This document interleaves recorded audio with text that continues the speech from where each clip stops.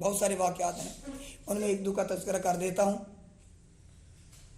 ایک عام فرد جب خلافت سونپی تو آپ تجارت کے لیے جا رہے تھے، عمر فاروق رضی اللہ تعالیٰ نے کہا آپ کہاں جا رہے ہیں؟ کہ تجارت کرنے کا۔ آپ تجارت کریں گے تو ان لوگوں کو کون سنبھالے گا؟ انہوں نے کہا کیا کروں؟ انہوں نے کہا مال غنیمت میں سے آپ لیں اور تجارت کریں، اور سارے کے سارے لوگ تو آپ سے خریدیں گے کہ یہ خلیفہ ہیں، انہی سے خرید لو سب کچھ، تو آپ امیر ہو جائیں گے، باقی غریبوں کا کیا بنے گا؟ انہوں نے کہا کیا کروں؟ انہوں نے کہا مال غنیمت میں سے آپ اپنی تنخواہ مقرر کریں۔ تو تنخواہ کتنی مقرر کی؟ جتنی ایک عام انسان کی ہے۔ انہوں نے کہا اتنا؟ عمر فاروق رضی اللہ تعالیٰ نے فرمانے لگے ابو بکر اتنے پیسوں میں تیرا گزارا ہو جائے گا؟ تو کہنے لگے اگر میرا گزارا نہ ہوا تو اس ایک عام فرد کی میں تنخواہ بڑھا دوں گا۔ یعنی احساس ہو رہا ہے کہ ایک عام فرد جو ہے وہ اگر اس کی گزارا نہیں ہو رہا تو ابو بکر کا گزارا نہیں، تو وہ کیسے گزارا کر رہا ہے؟ اس کی تنخواہ بڑھاؤں گا، ابو بکر کی خود بہت بڑھ جائے گی۔ اپنے آپ کو نہیں دیکھا، عوام الناس کو دیکھا ہے، ایسے خلافت چلائی ہے۔ ایک دفعہ عمر فاروق رضی اللہ تعالیٰ عنہ کہتے ہیں میں ایک نبینہ عورت کے پاس گیا کہ میں ان کی خدمت کر سکوں، تو پوچھا تو انہوں نے کہا کہ ایک شخص آتا ہے بڑے عرصے سے، رات کے وقت آتا ہے، میری خدمت کر جاتا ہے، میرے گھر کی صفائی کر جاتا ہے، سب کچھ کر جاتا ہے۔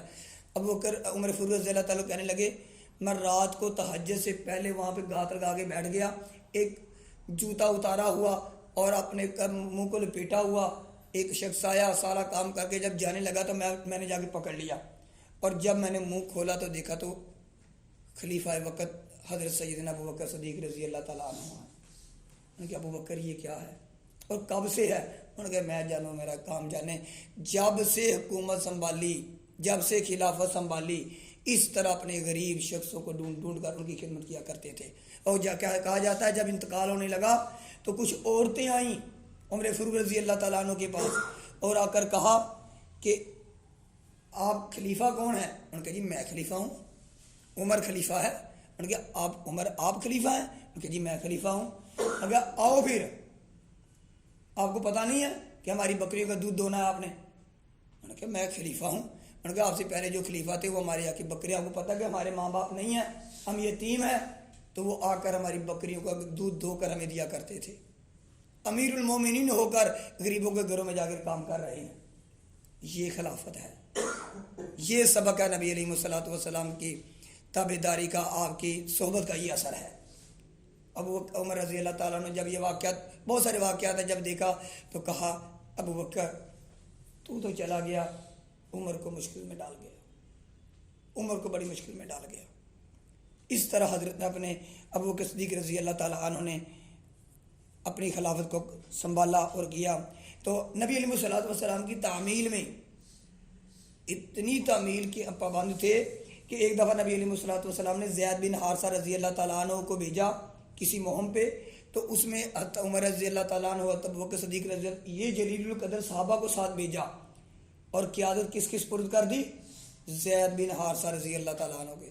تو آپ نے یہ نہیں کہا کہ میں بڑا ہوں، میرا درجہ بڑا ہے، یہ نہیں کہا، بلکہ سر تسلیم خم کر دیا کہ جو آپ نے ارشاد فرمایا وہی ہوگا۔ اور لشکر اسامہ کو نبی علیہ الصلوۃ والسلام نے بھیجا، تو بھیجنے سے پہلے نبی علیہ الصلوۃ والسلام اس دنیا سے پردہ پوش ہو گئے، تو آپ رضی اللہ تعالیٰ نے کہا جیسے اسامہ کی روانگی ہر صورت ممکن ہوگی۔ صحابہ نے عرض کیا آپ ایسا نہ کریں، آپ حالات کو دیکھیں۔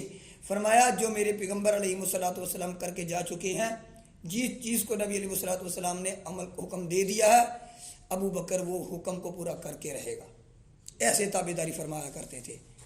پھر فتنہ ارتداد اور منکرین زکوٰۃ، کچھ لوگوں نے نبی علیہ الصلوۃ والسلام کے بعد زکوٰۃ کا انکار کر دیا، تو آپ نے فرمایا میں ان لوگوں سے زکوٰۃ لے کر رہوں گا جو نبی علیہ الصلوۃ والسلام کے زمانے میں زکوٰۃ دیا کرتے تھے، ان سے زکوٰۃ لے کر رہوں گا۔ پھر فتنہ ارتداد میں وہ لوگ جنہوں نے مدعیان نبوت کا دعویٰ کر دیا تھا، مسیلمہ کذاب، طلیحہ، سجاح، آپ نے ان لوگوں کے لیے 11 لشکر تیار کیے تھے، مدعیان نبوت کے لیے اور مرتدین کے لیے اور منکرین زکوٰۃ کے لیے، کہ ان کے لیے ان کو ختم کر دیا جائے اور زکوٰۃ والوں سے کہیں کہ وہ زکوٰۃ ادا کرے، جب تک زکوٰۃ ادا نہیں کریں گے ان کا پیچھا نہیں چھوڑنا۔ لوگوں نے کہا کہ حالات ایسے نہیں ہیں، نبی علیہ الصلوۃ والسلام اس دنیا سے رخصت ہو چکے ہیں، لوگوں ابھی تھوڑے وقت ہے، آہستہ ان کو سمجھائیں گے، بہتر کریں گے۔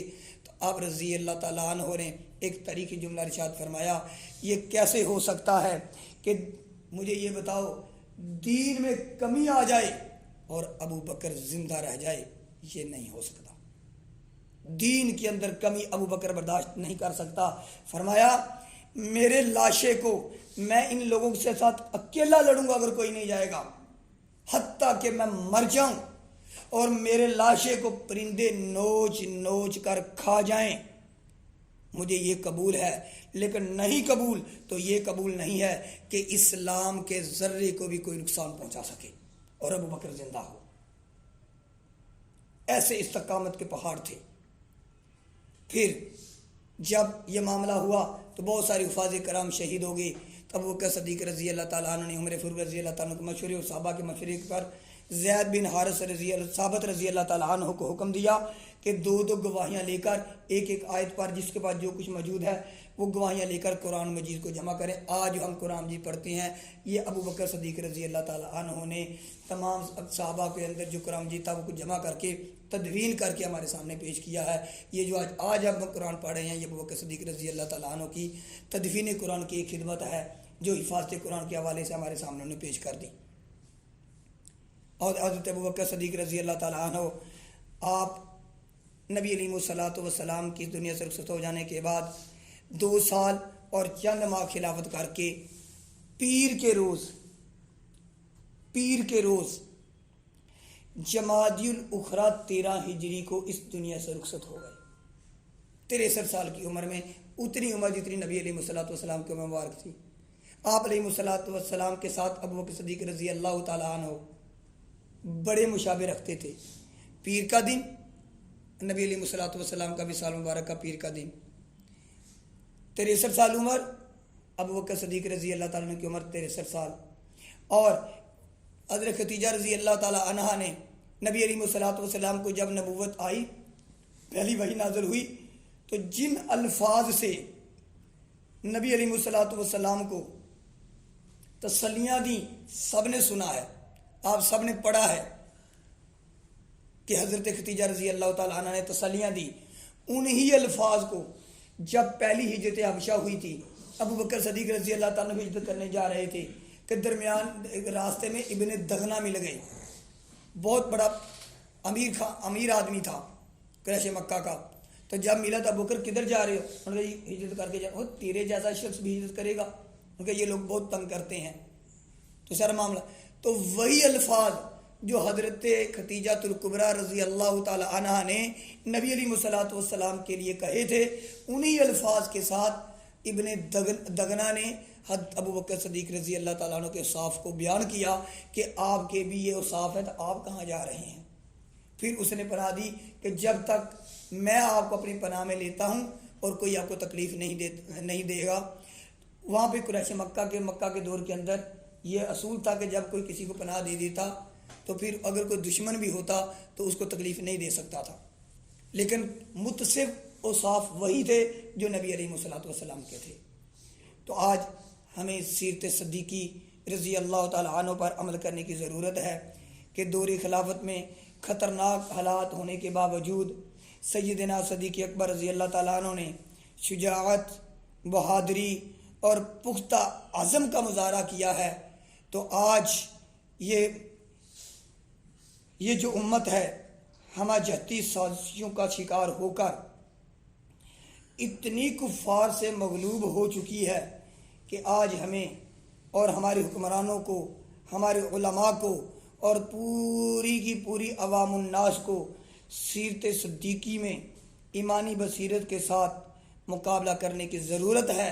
اور جب ہم سیرت صدیقی رضی اللہ تعالیٰ عنہ کو دیکھیں گے اور اس کے مطابق ہم اپنی زندگی کو گزارنے کے عزم ہو جائیں گے تو انشاءاللہ العزیز ہم کفار سے مغلوب نہیں ہوں گے، اور اللہ رب العالمین اسی طرح ہماری مدد فرمائیں گے جس طرح صحابہ رضوان اللہ تعالیٰ علیہم اجمعین کی خلافت کے اندر ان کے ہوتے ہوئے اللہ رب العالمین مدد فرماتے تھے۔ تو دعا ہے کہ اللہ تعالیٰ مستقبل میں ہمیں سیرت ابو بکر صدیق رضی اللہ تعالیٰ عنہ سے سبق حاصل کرتے ہوئے پورا عزم ہو کر اسلام کی سربلندی کے لیے کوشش کرنے کی توفیق